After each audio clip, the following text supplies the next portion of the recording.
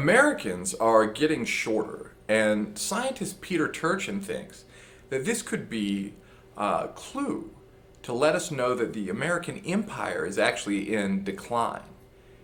Turchin and his colleagues have developed this mathematical model that shows, according to him, that all of these great empires of history experienced periodic cycles of progress and decline, of waxing and waning.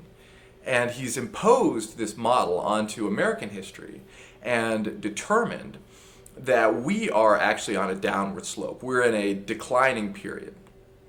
Now, in 2010, he predicted much of the tremendous social unrest that's occurring in 2020. I believe it was 2010. It was a few years back. So there's something to this theory, and I'm creating this video series to examine his ideas. He says that one of the most sensitive indicators of the biological well-being of a population is physical stature or height. Now, there are a couple of things that determine physical stature. First, obviously, is nutritional intake during the first 20 years when you're growing up. And that's, nutritional intake being the amount and quality of food that you're able to eat or have access to. The second one is demands made on an organism by the environment for the first 20 years. So, for example, if you grow up and you always have to perform backbreaking manual labor, that's going to affect your height. If you're in an area ravaged by disease or by war, this is going to affect your height because it's going to stress your body and it may limit your access to nutrition. Clearly, if we think about this, socioeconomic status directly correlates with height. The more money you have, the better access you have to nutrition and to higher quality food, obviously. The more money you have, the safer your environment's going to be and the freer in general from disease.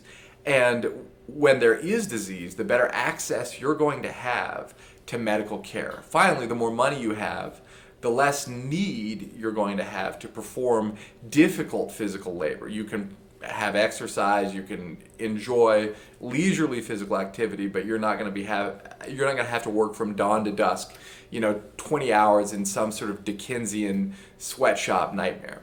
And so the more money you have, the taller in general you are, up to a point, obviously. And so in the 18th century, Americans were actually the tallest nation in the world.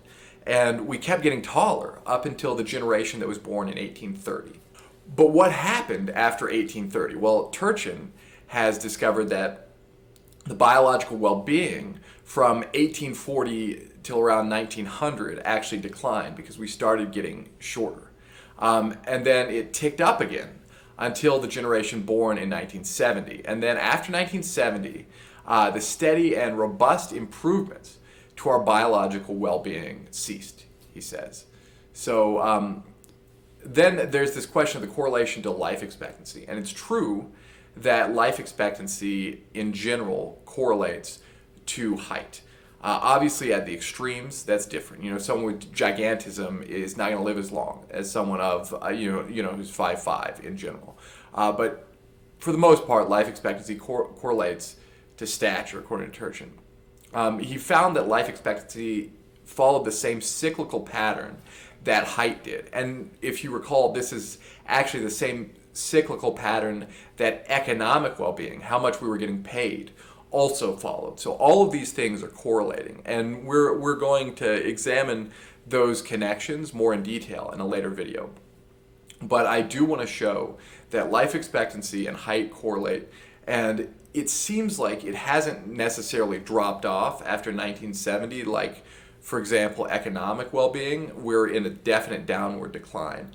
But there's a study that shows that from, I believe, about 2014 to 2017, our life expectancy was clearly declining, and it seems to still be going down. I can talk more about that study in a later video. And thank you so much for watching, and like and subscribe.